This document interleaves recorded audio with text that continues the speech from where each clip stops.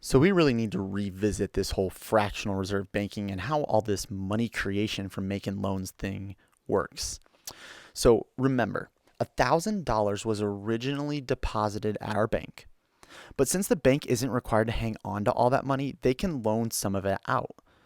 Now, what we ended up seeing is that of that original $1,000 deposited, the bank kept $100 and then loaned the other 900 out.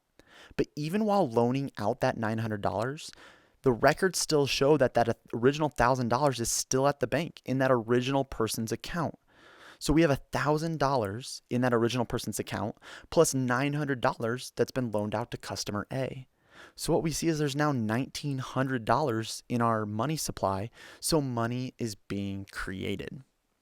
Now, this is a kind of crazy thing. And it's like, okay, can banks just create an unlimited amount of money? Well, not entirely, because what we end up seeing is that, how could this whole loan deposit thing just keep going on? Like, say that customer A takes out that $900 to get their furnace repaired, and then the furnace repairman gets paid $900, and then he goes and deposits the money at the bank in his account. Then we have $1,900 in the accounts, right? The $1,000 for the first person, the $900 from the repair person. But then what if the bank loans out some of his $900 to someone else who wants to buy a bike? And then the person takes that money and they go buy a bike. And then the person who sells the bike, they take the rest of the money and they come back and deposit into their account. Like, how long could this keep going on? What's the maximum amount of money that could be created from this process?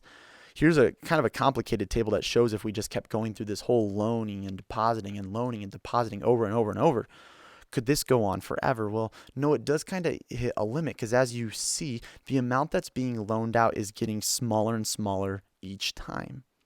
So if we were to ask ourselves, what's the maximum amount of money that could be created through this fractional reserve thing from a single deposit? Well, there's actually a way for us to find it kind of shorthand. It's something known as the money multiplier. And the money multiplier is equal to 1 divided by the reserve ratio. And then what we do is we would take that money multiplier number and just multiply it by our initial excess reserves, the amount of excess reserves that come from that original deposit. And that'll equal what the total change to the money supply that could occur is. And so 1 divided by our reserve ratio in this case, so 1 divided by 10%, be careful, because 1 divided by 10% is technically 1 divided by 0.1.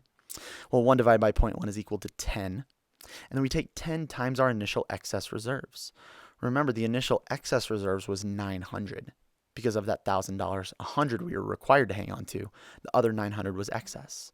So if we take 10 times 900, we get $9,000. $9,000 is the amount of money that could be created and added to our money supply simply from that original $1,000 deposit if we went through this whole loan deposit thing.